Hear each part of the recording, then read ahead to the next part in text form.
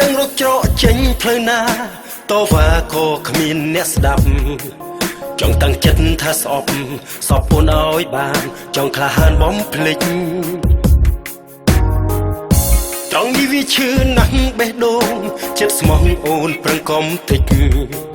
ចង់ធ្វើមនុស្សចិត្តដាច់កាត់ចិត្តបំភ្លេចស្នេហាបោកប្រាំងចង់ស្អប់រូបអូនខ្លាំងណាស់តែរំលឹកវាឈឺត្រង់នេះឈឺចាប់វែងម្លេះស្ទើរស្លាប់ហើយណាសាលបងធ្វើខ្លួនបំភ្លេចព្យាយាមរត់គេចមិនបាច់មានអូន